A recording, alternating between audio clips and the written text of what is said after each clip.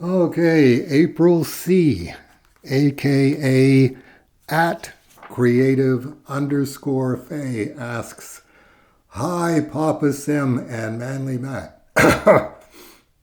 Okay, I have to interrupt there. I'm not Papa Sim. Uh, I'm almost 70. If you're 30 something, that means that Papa was at least 20 years ago. Grandpa will do just fine. Uh, you read my August questions for July, so I guess I'll need to make more. And Matt says, go ahead, Matt. No, April, you really don't. They never listen. Oh, some of them listen. April listens, just not all the time. I did email Aaron Lopresti. I will update you when I get a response. No need. Comic Art Metaphysics being what it is, I had a package come in today that Rolly picked up at the post office, and it's from Cold Crocodile Press, which which made me go, excuse me, Cold Crocodile Press, Portland, Oregon, neither of which rang a bell, and with "Thanks, Dave" written on the front of it. It's one of those, what do they call these? Gemini Comic Supply things that holds like a few comic books. And opened it up, and son of a gun, it's Aaron Lopresti. And I knew the name right away from you. Um, and I got Wraith of God, number one and number two, and Garbage Man from published by Dark Horse, and both of them autographed on the front. The Garbage Man on the inside front cover. So absolutely tickled to death. You would be surprised how few cartoonists sign stuff that they send to me. And I always look at it and go, "Come on, you had it in your hands. Couldn't you sign the darn thing?" So very cool.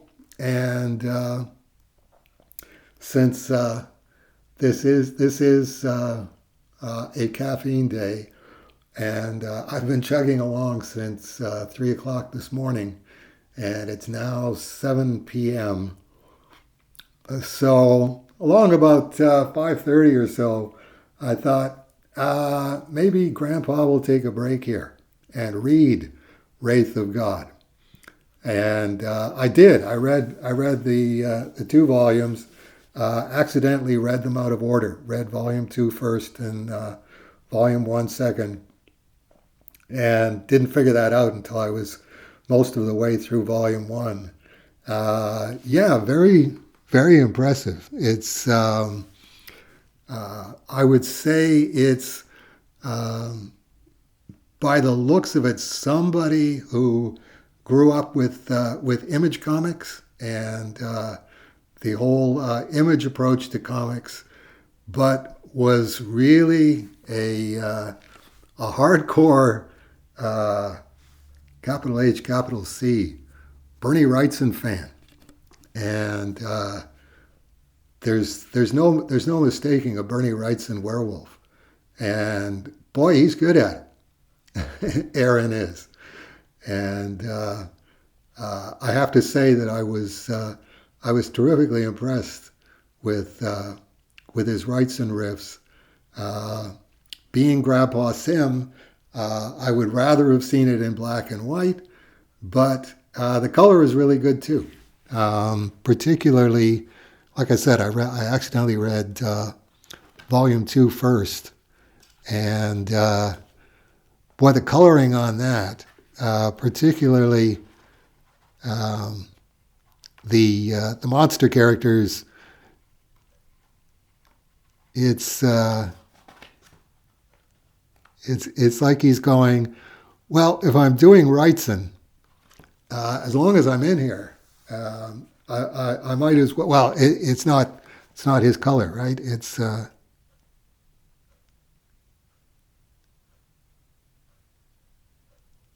yeah. Omai Ramalante Jr. and Gabe Eltabe, which I suspect is a pseudonym since it's Beatles spelled backwards. Um, which one was it that I was looking at in that case? Because there was, of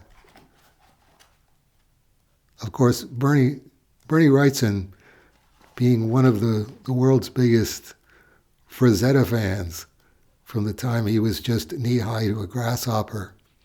Um, there's nothing that really, there it is, the,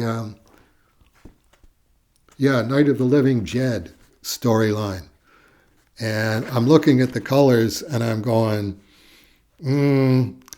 that's pretty good Frazetta. That's, particularly if you're doing Wrightson, which is a little more dense than Frazetta, and you're doing computer coloring, which I don't think Frazetta ever did. I don't think Wrightson ever did. I might be wrong on that. And it's like I'm going, good riffs. Maybe a little too dark, but again, somebody who was in on the image revolution. Particularly the Max, I would guess, and Dale Keown's book. That name slips my mind, and it's like there's a lot of those guys in there, but it's like no, let's come all the way back to Wrightson, and let's do Wrightson riffs that are worthy of the name, and boy, he's really got it. I mean, right down to the pine trees, where nobody did silhouette pine trees quite like Bernie Wrightson did, and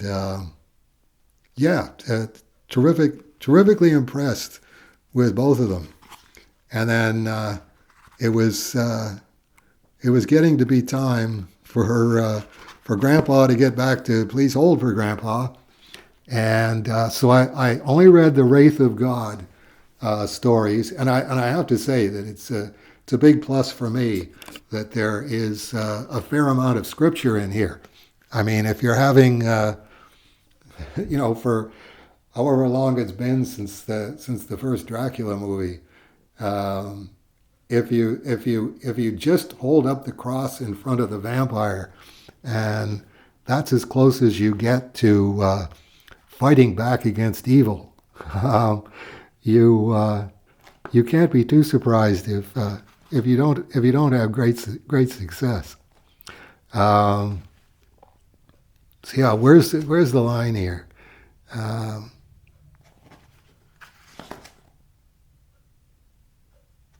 Okay, I'm gonna shut this off so that I can find the line.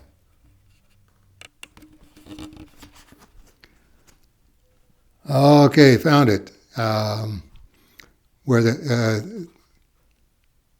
lady sidekick says that was horrifying, and the Wraith of God says evil usually is.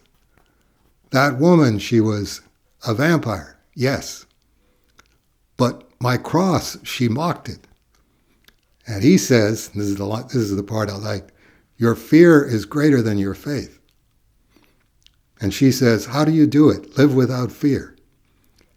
He says, I fear God, so I fear nothing else. You can't beat that with a stick. Exactly my sentiment. Save your fear for someone deserving of your fear, and don't let anything else make you afraid.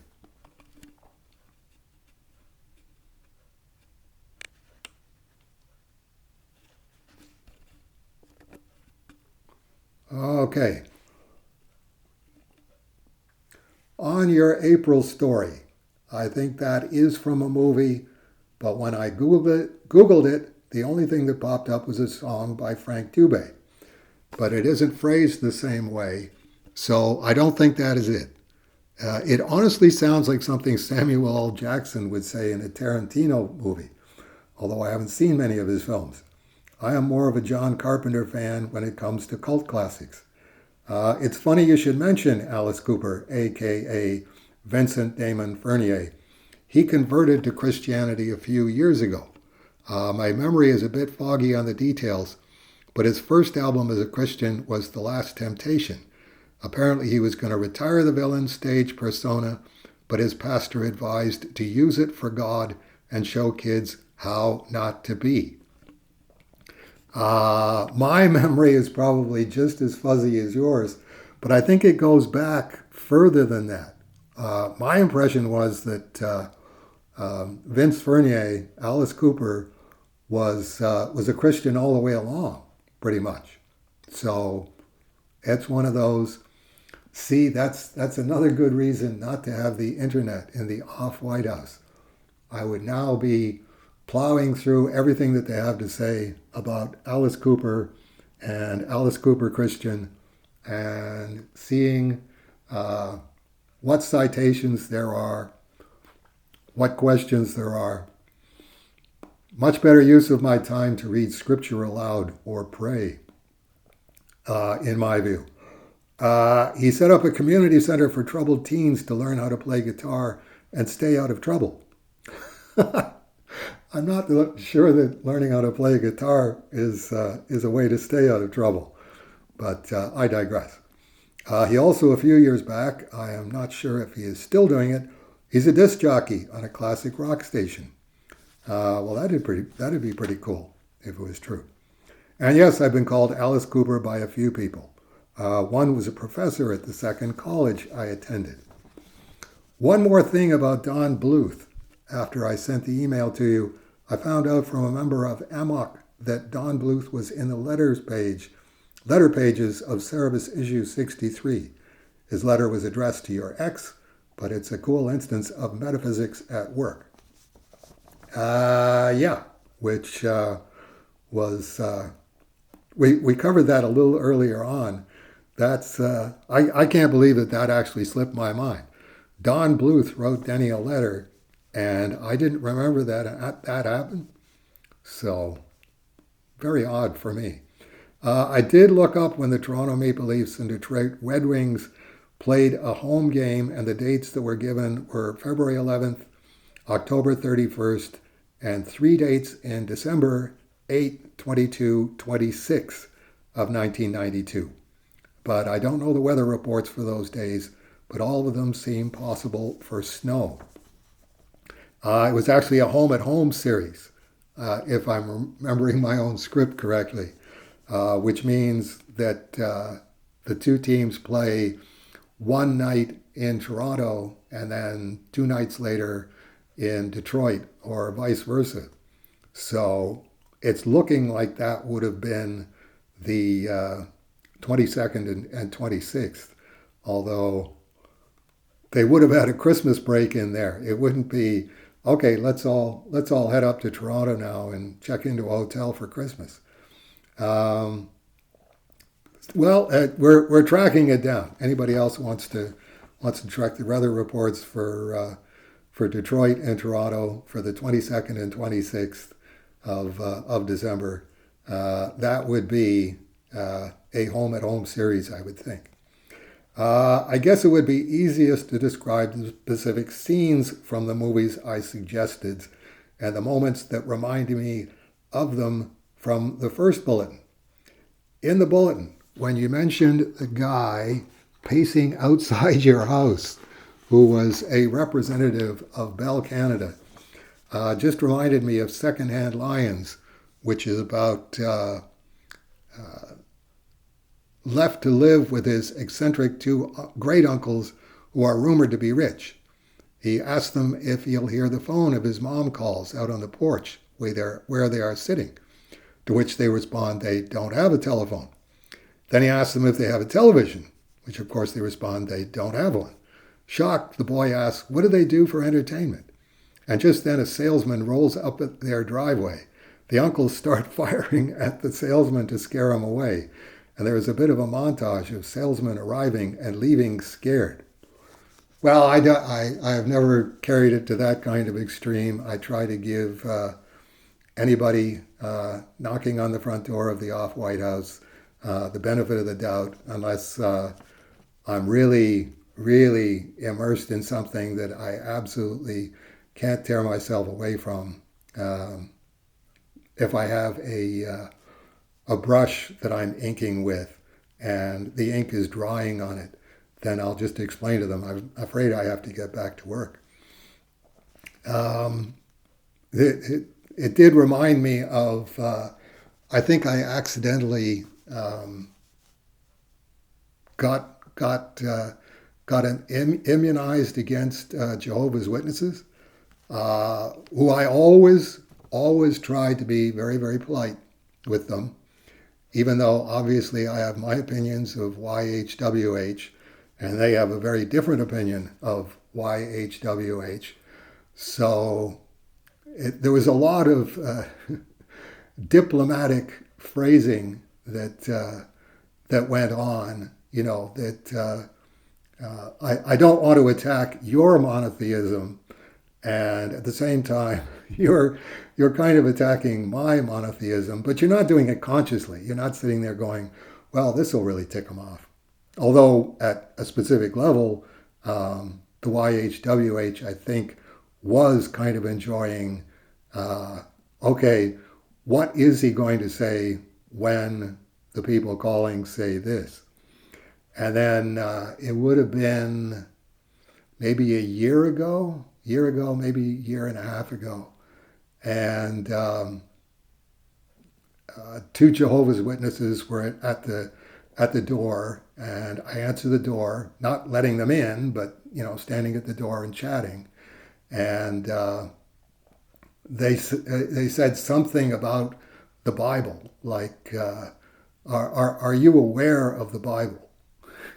And it's like I just automatically went, in the beginning was the Word, and the Word was toward the God, and God was the Word.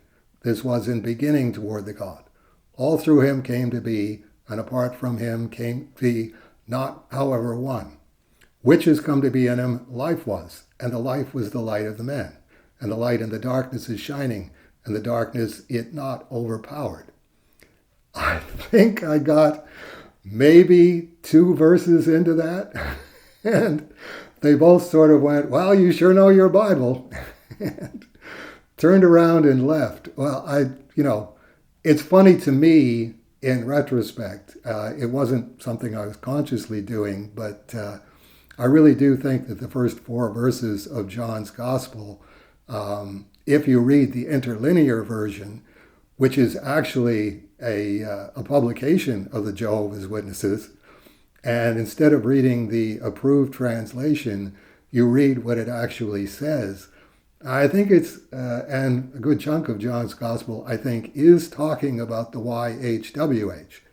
I mean, there's the beginning of Genesis, and the Spirit of God moved upon the face of the waters. And it's like, that was fine for about 2,000, 3,000 years.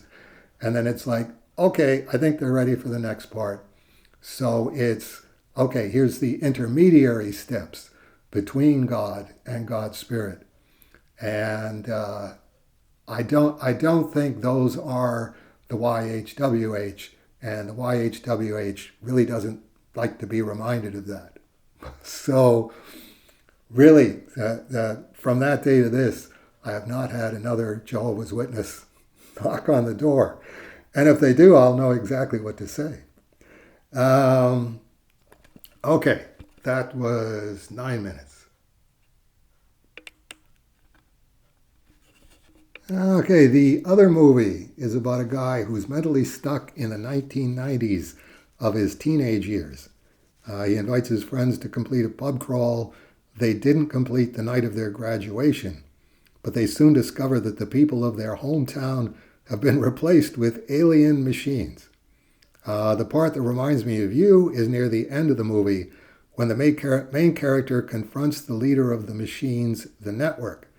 The network asks if he has not marveled at the technology of the last 30 years, how the world has grown smaller due to the expansion of communication, To which the main character responds matter-of-factly, no. The movie is the third movie in the Cornetto trilogy, which would probably be in your wheelhouse because they parody movie genres but do their own thing. The first in the line of films is Shaun of the Dead, which is a zombie romantic comedy. And the second film is Hot Fuzz, a police buddy movie with a murder mystery in a quaint English town. Okay, well, April, I gotta keep saying this to maintain my own position. I'm sure those are all relatively interesting films. All of them are probably 90 minutes or so long. So already you're talking about 4 hours of made up stuff. Instead of made up stuff, I really can't recommend strongly enough read scripture aloud. It's the Word of God. It's. I don't think it's asking the sun and the moon and the stars on my part that I have my prayer, which was on the inside back cover of Cerebus number 300, that I pray 5 times a day and read the Quran before the prayer time. So it takes about 11 minutes to read it, sometimes 12 minutes. And so that's about an hour a day. It's an hour a day for the creator of the universe, the being to whom I owe everything, the being to whom we all owe everything. And it's like, okay, pick between that and Shaun of the Dead. What is this, a trick question? Sorry, I won't rub it in any further. But yeah, same thing with reading John's Gospel aloud Monday between 3 a.m. and 6 a.m. and Wednesday between 3 a.m. and 6 a.m. That's about the length of a hockey game. That's about the length of a long movie. To me, much better choice. I wish I could convince more people of that, but it's just not that kind of time period. Sounds like you have very kind neighbors. Yeah, I have one neighbor I really, really don't get along with. Had to just tell her eventually, don't talk to me. The other neighbors I'm very, very cordial with. Usually just sticking to the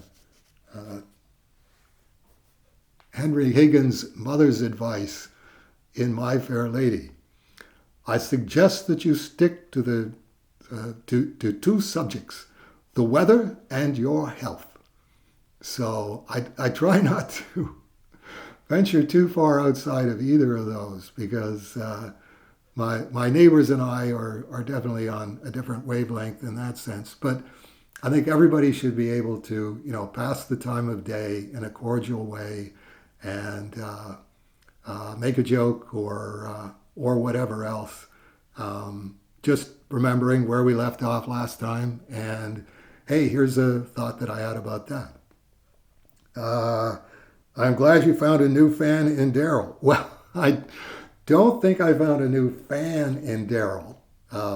I saw him, I guess, about 3 months after he downloaded all 300 issues from Cerebus Downloads and asked him, so how are you doing with Cerebus? And he said, I'm up to issue 8. So if you got the complete Cerebus and it's taken you 2.5 months to read up to issue 8, I don't think you're a new fan. But Gold Star in his notebook, as far as I'm concerned, that probably knowing already, I'm not really a comic book person, and this doesn't really seem like a comic book I would be interested in.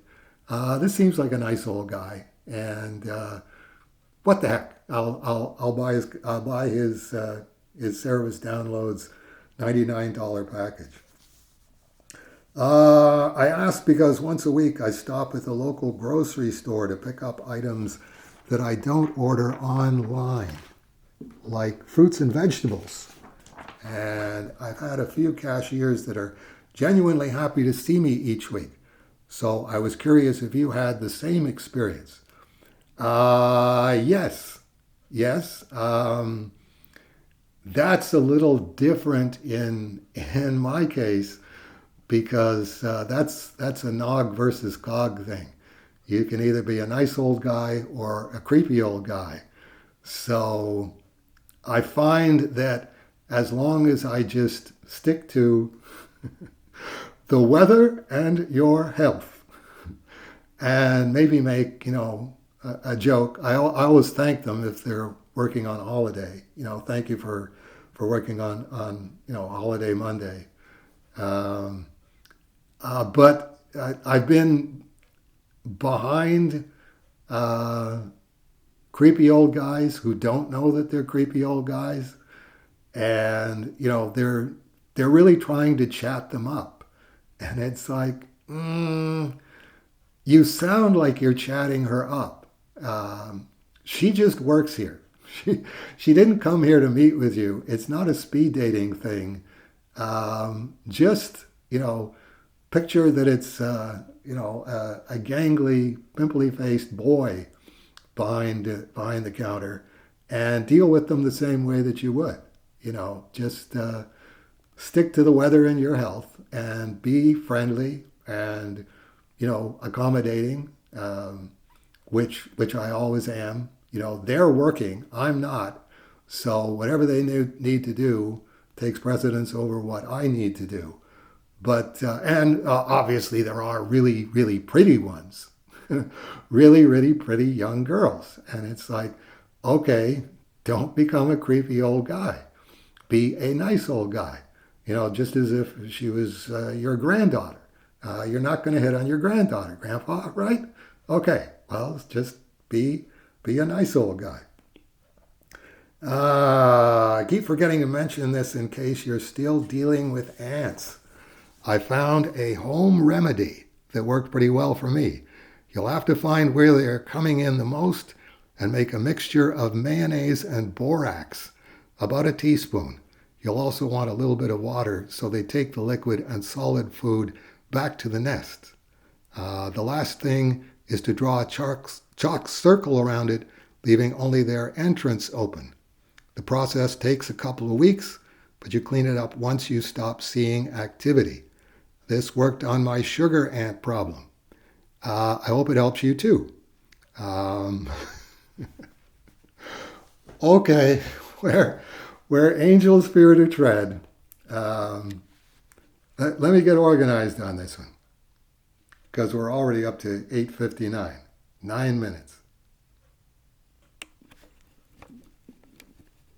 Okay, I don't know how or why this came into my mind. We've been going back 2 years now. Another incident of it, and it's like I'm watching this ant, crawling across my my bedroom carpet, and I'm going like, nobody invited you here, and I'm thinking, okay, well, it's a living creature, and it's part of a colony, part of a nest. It's a vanguard, or it's a corvette, or a scout, or whatever you want to call it. And it's like I went, well, okay, I don't know how ants communicate, but presumably they do communicate, and they're it's not real sophisticated communication, but it's like a scout is going to report back. So what I took into my head was, okay, just take your thumb and crush the ant, but don't crush it so that it's dead. Crush it so that it's still like broken but flailing around, and then just leave it there flailing around until it dies. And then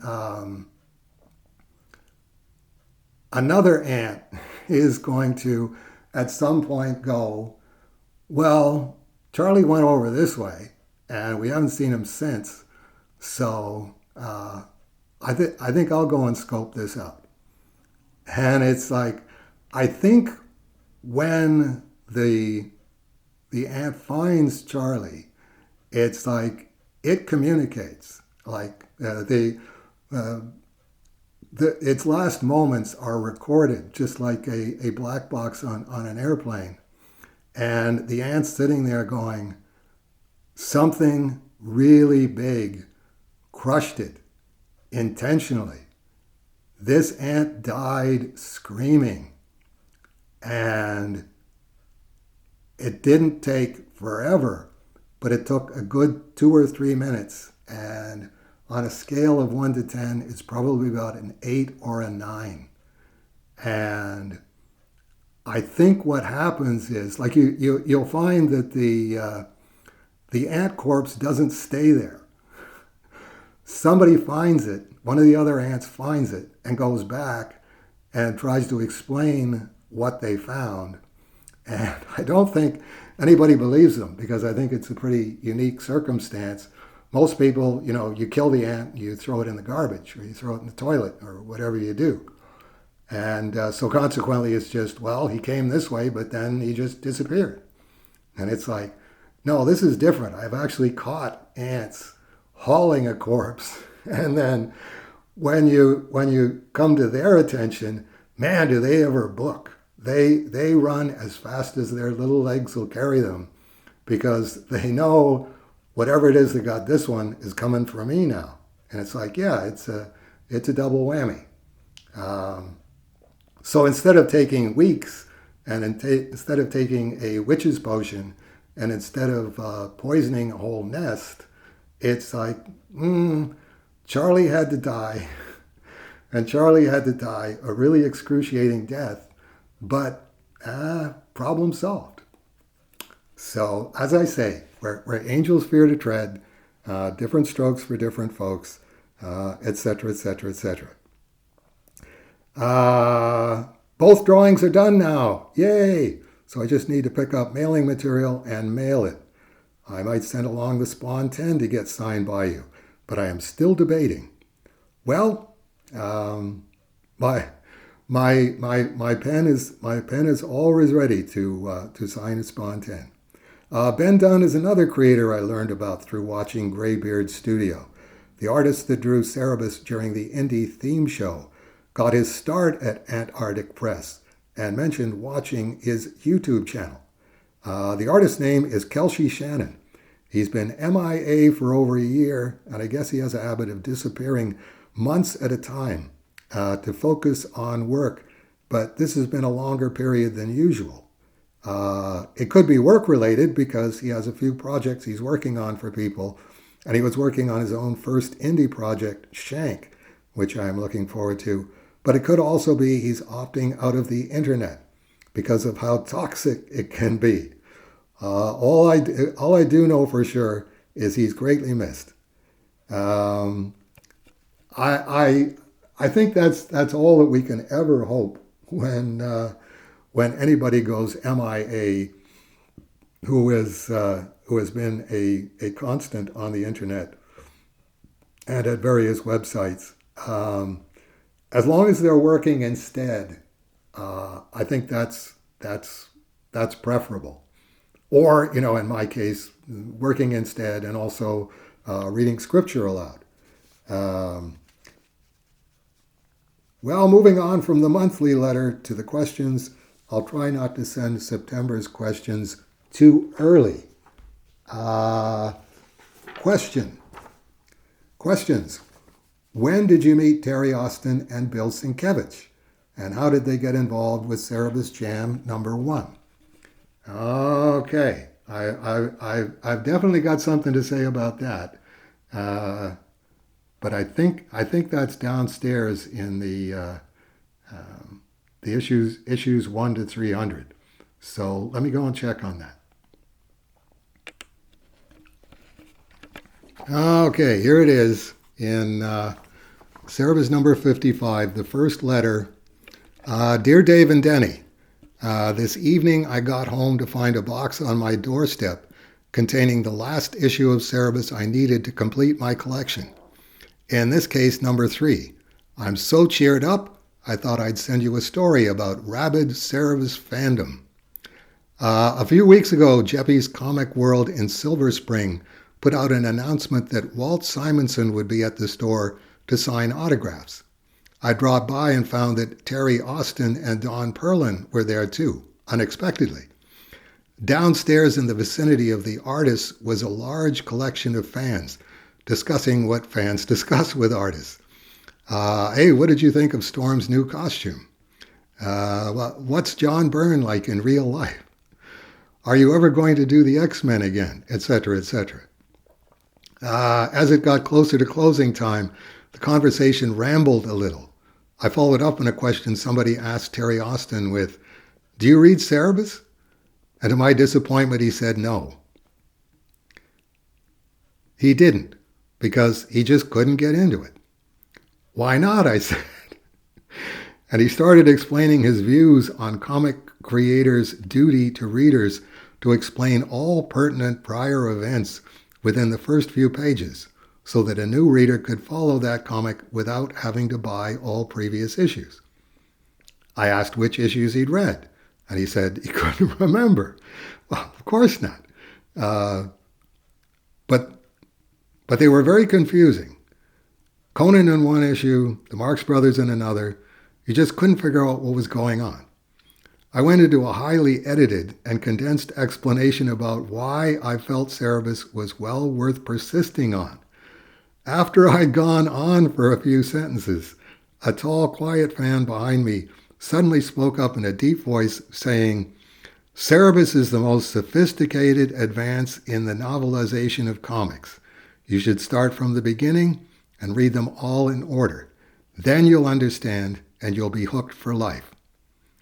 Terry Austin looked doubtful and said that John Byrne didn't like Cerebus either. And the group got into some more discussion on X-Men, Cloak and Dagger, and other Marvel projects. The tall fan had disappeared, which I was sorry about since I'd wanted to compare fanaticism notes with him. But about 10 minutes later, he was back. He dropped a copy of Swords number 1 on the table in front of Terry Austin, saying, "Here, this is for you. Just read these 4, and if you don't like them, don't read any more. But if you do, just imagine, they get better and better. You'll be hooked." Then he went away, leaving Terry Austin looking dumbfounded. Now I ask you, wasn't that great? So far I've only managed to convert 3 friends into fanatics, with a few others in the developmental issue here, issue there stage. One more convert to go before I reach fan average, and many more to go beyond, and for the general goal of supporting great literature. But I was very proud of this unknown guy.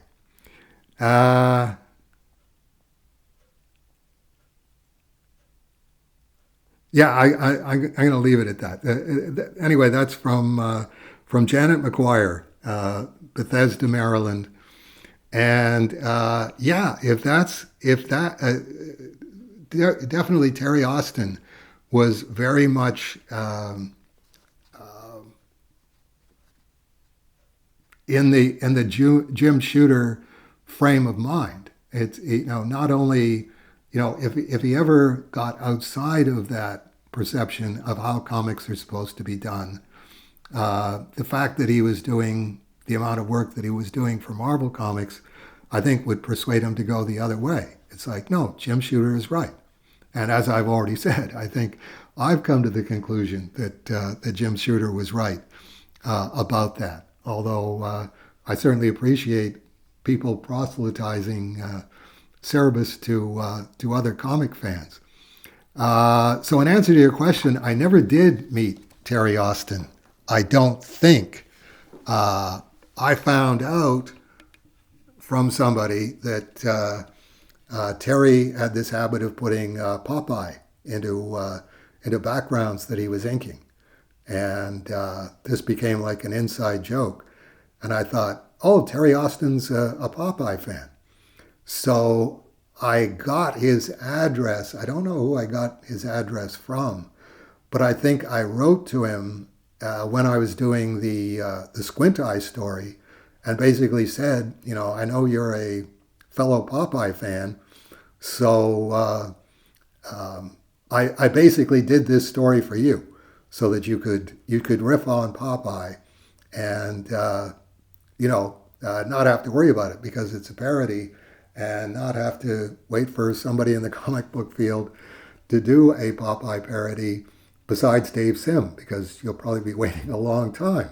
It's not a hot parody commodity. And he sent back a montage of inked Popeye parody things, and we worked together very very happily on the story. This would have been definitely after the Wolveroach covers and after issue 55. So it's one of those. I never hold a grudge. It's never, oh, Terry Austin isn't a fan, huh? Well, we'll see about that. It's like, he's not a fan. I'm a fan of his work. I'm not going to suddenly not like Terry Austin's work because he doesn't like my work. And Bill Sienkiewicz, I met in 1981 at the San Diego Comic-Con. That was the first year that I went to Comic-Con. And I was, Wendy and Richard Pini were having a big ElfQuest fan gathering in the ballroom. This is way back. This is when the San Diego Comic-Con was at the El Grotesque, the El Cortez Hotel, which was very aptly described as the El Grotesque. And I had said to them, do you want to have dinner? And they said, yeah, but we've got to do this ElfQuest fan gathering in the ballroom, but we'll get away as quickly as we can. And it's like, okay, well, I just got the new Comics Journal, so I'll be sitting right outside the ballroom reading the Comics Journal until you're ready. And I'm sitting there reading the Comics Journal, and a very quiet-spoken guy came over and said, excuse me, aren't you Dave Sim? And I said, yeah. And he said, hi, I'm Bill Sienkiewicz. And I went, really? And he said, yeah, I don't mean to interrupt anything. I said, I'm reading the Comics Journal. I just put the magazine aside, and Bill sat down, and we just talk, and the minutes, and I think probably half an hour, 40 minutes passed by, and let's exchange contact information. He was probably my best friend in the comic book field because of that, because of the fact that I had never had any professional approach me and say, excuse me, aren't you Dave Sim? So it was like, wow, you actually knew that I was Dave Sim, and that actually meant something to you. That's pretty darn good. And then the ElfQuest gathering lasted long enough that I said, okay, let's find out what restaurants are still open this time of night. And it's like, there's a Denny's literally Denny's. Could you make that up as a joke? Me and Richard and Wendy going to Denny's. And it's this far over this way, and it's the only restaurant in all of San Diego open at this time of night. And it's like, you're kidding me. This is San Diego. This is supposed to be like Los Angeles or San Francisco.